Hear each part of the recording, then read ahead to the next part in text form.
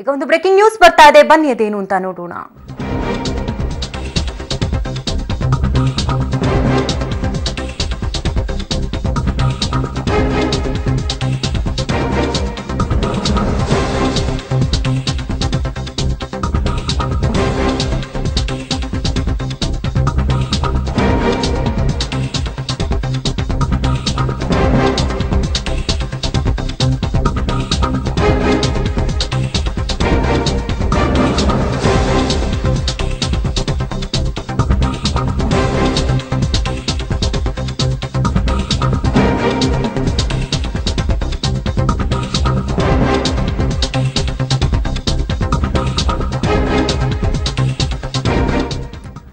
CM ಸಿದ್ದರಾಮಯ್ಯಗೆ ಮತ್ತೊಂದು ಸಂಕಷ್ಟ ಎದುರಾಗಿದೆ. ಸಿಎಂ ಸ್ವಜಾತಿ ಪ್ರೇಮದ ವಿರುದ್ಧ ಚುನಾವಣಾ ಆಯೋಗಕ್ಕೆ ದೂರನ್ನ ನೀಡಲಾಗಿದೆ. ಸ್ವಜಾತಿ ರಾಜಕಾರಣಕ್ಕೆ ಹೆಚ್ಚು ಒತ್ತನ್ನ ನೀಡ್ತಾ ಇದ್ದು ಬೆಂಗಳೂರು ನಗರ ಜಿಲ್ಲಾಧಿಕಾರಿ ಹುದ್ದೆಗೆ ತಮ್ಮ ಸಂಬಂಧಿಕರನ್ನ ನೇಮಿಸಿದ್ದಾರಂತೆ.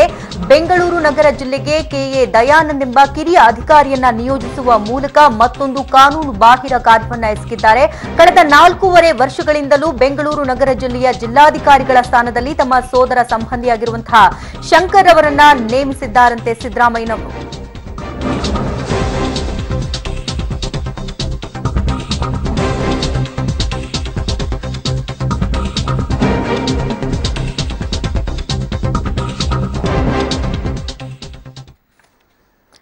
ಈ ಬಗ್ಗೆ ಇನ್ನಷ್ಟು ಡೀಟೇಲ್ಸ್ ಅನ್ನು ಕೊಡ್ತಾರೆ ದೂರವಾಣಿ ಸಂಪರ್ಕದಲ್ಲಿ ನಮ್ಮ ಪ್ರತಿನಿಧಿ ಮಾರುತೇಶ್. ಸಿಎಂ ಸ್ವಜಾತಿ ಪ್ರೇಮದ ವಿರುದ್ಧ ಚುನಾವಣಾ ಆಯೋಗಕ್ಕೆ ದೂರನ್ನ ನೀಡಲಾಗಿದೆ. ಹೇಗೆ ಗೊತ್ತಾಯ್ತು ಈ ವಿಚಾರ ಅಂತ? ಇದು ಸಹಜವಾಗಿ ಗೊತ್ತಿರುವಂತದ್ದು. ಯಾಕೆಂದ್ರೆ ಈ ಹಿಂದೆ ಕೂಡ ಶಂಕರ್ ಅವರನ್ನ 4.5 ವರ್ಷಗಳ ಕಾಲ ಬೆಂಗಳೂರು ಜಿಲ್ಲಾಧಿಕಾರಿಯಾಗಿ ಉಳಿದುಕೊಳ್ಳುವಂತೆ ಸಿಎಂ ನೋಡ್ಕೊಂಡಿದ್ರು. ಅವರು ಕೂಡ ಸಂಬಂಧಿಕರೇ ಆಗಿದ್ರು. ಅವರ ಸೋದರ ಸಂಬಂಧಿ ದಯಾನಂದ್ ಅವರನ್ನ ಈಗ ಬೆಂಗಳೂರು ನಗರ ಜಿಲ್ಲಾಧಿಕಾರಿಯಾಗಿ ನೇಮಿಸಿರುವಂತದ್ದು. ಬಹಳ ವಿಚಿತ್ರ ಏನಂದ್ರೆ, ಸಾಕಷ್ಟು IAS ಅನುಭವ ಇರ್ತಕ್ಕಂಥ ಅಧಿಕಾರಿಗಳನ್ನ ನೇಮಿಸಬೇಕಾದಂತ ಜಾಗದಲ್ಲಿ ಇವರು KAS ನಿಂದ IAS ಗೆ ಬಡ್ತಿ ಪಡೆದು ಕೇವಲ 12 ದಿನಗಳಷ್ಟೇ ಆಗಿರೋದು. ಅವರಿಗೆ ಈ ಪೋಸ್ಟ್ ಅನ್ನ ಕೊಡುವಂತದ್ದು ಎಷ್ಟರ ಮಟ್ಟಿಗೆ ಸರಿ ಅನ್ನೋದು. ಯಾಕಂದ್ರೆ ಸೇವಾ ಹಿರಿತನದ ಆಧಾರದ ಮೇಲೆ ನೋಡೋದಾದ್ರೂ ಸಾಕಷ್ಟು ಜನ ಇದ್ದಾರೆ, 8 ರಿಂದ 10 ವರ್ಷ ಎಕ್ಸ್ಪೀರಿಯನ್ಸ್ ಇರುವಂತವ್ರು ಇದ್ದಾರೆ. ಸೊ ಅಂತವರಿಗೆ ಈ ಸ್ಥಾನವನ್ನ ಕೊಡಬೇಕು. ಅದಲ್ಲದೆ ಚುನಾವಣಾ ಸಂದರ್ಭದಲ್ಲಿ ಅವರು ಗ್ರಾಮ ಪಂಚಾಯತಿ ಅಥವಾ ಜಿಲ್ಲಾ ಪಂಚಾಯತಿ ಕಾರ್ಯನಿರ್ವಾಹಕ ಅಧಿಕಾರಿಯಾಗಿ ಕೆಲಸ ಮಾಡಿದಂತ ದಯಾನಂದ್ ಅವ್ರನ್ನ ಈ ಹುದ್ದೆಯಲ್ಲಿ ಕೂರಿಸೋದು ಎಷ್ಟರ ಮಟ್ಟಿಗೆ ಸರಿ ಅನ್ನುವಂಥದ್ದು ದೂರು ನೀಡಿರ್ತಕ್ಕಂಥ ವಕ್ತಾರ NR ರಮೇಶ್ ಅವರ ವಾದ. ಸೊ ಈಗ ಚುನಾವಣಾ ಆಯುಕ್ತರು ಯಾವ ರೀತಿ ಕ್ರಮ ತೆಗೆದುಕೊಳ್ತಾರೆ ಅಂತ ನೋಡ್ಬೇಕು. ಯಾಕಂದ್ರೆ ರೋಹಿಣಿ ಸಿಂಧೂರಿ ಅವರ ಟ್ರಾನ್ಸ್ಫರ್ ಆದಂತ ಸಂದರ್ಭದಲ್ಲಿ ತಡೆ ಹಿಡಿಯುವಂತ ಕೆಲಸವನ್ನ ಮಾಡಿದ್ರು. ಸೊ ಈಗ ಬೆಂಗಳೂರು ನಗರದಲ್ಲಿ 28 ವಿಧಾನಸಭಾ ಕ್ಷೇತ್ರಗಳು ಬರುತ್ತೆ. ಈ ಸಂದರ್ಭದಲ್ಲಿ ಜಿಲ್ಲಾಧಿಕಾರಿಗಳ ಪಾತ್ರ ಬಹಳ ಪ್ರಮುಖವಾಗಿರುತ್ತೆ. ಇಂಥ ಸಂದರ್ಭದಲ್ಲಿ ತಮ್ಮ ಸಂಬಂಧಿಕರನ್ನ ಅಲ್ಲಿ ನೇಮಿಸಿದ್ರೆ ತಮಗೆ ಬೇಕಾದಂತಹ ಕಾರ್ಯಚಟುವಟಿಕೆಗಳಿಗೆ ಅನುಕೂಲ ಆಗುತ್ತೆ ಅನ್ನೋ ಕಾರಣಕ್ಕಾಗಿಯೇ ನೇಮಿಸಿದ್ದಾರೆ ಅನ್ನುವಂತಹ ಆರೋಪವನ್ನ NR ರಮೇಶ್ ಅವರು ಮಾಡಿರ್ತಕ್ಕಂಥದ್ದು ಶಕುಂತಲ. ಅಂದ್ರೆ ಏಕಪಕ್ಷೀಯವಾಗಿ ನಿರ್ಧಾರಗಳನ್ನ ಕೈಗೊಳ್ತಾ ಇದ್ದಾರಾ ಸಿದ್ದರಾಮಯ್ಯನವರು? ಅಧಿಕಾರಿಗಳನ್ನ ಇದ್ದಕ್ಕಿದ್ದಂತೆ ಎತ್ತಂಗಡಿ ಮಾಡ್ತಾರೆ, ತಮಗ್ ಬೇಕಾದಂತ ಅಧಿಕಾರಿಗಳನ್ನ ಆ ಸ್ಥಳಕ್ಕೆ ತಂದು ಕೂರಿಸ್ತಾರೆ. ಸೊ ಏನ್ ಅನಿಸ್ತಾ ಇದೆ ಈ ಒಂದು ವಿಚಾರದ ಬಗ್ಗೆ ಅಂತ?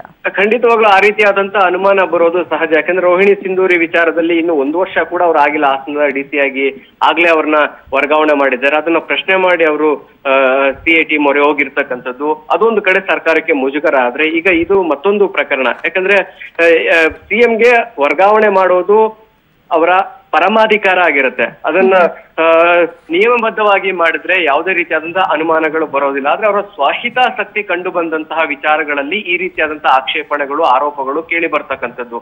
ಅವರ ಸೋದರ ಅಂದ್ರೆ ಚಿಕ್ಕಪ್ಪ ದೊಡ್ಡಪ್ಪನ ಮಕ್ಕಳ ಸಂಬಂಧಿಕರದಲ್ಲಿ ಹತ್ತಿರ ಸಂಬಂಧ ಇವರು ದಯಾನಂದ್ ಅವರು.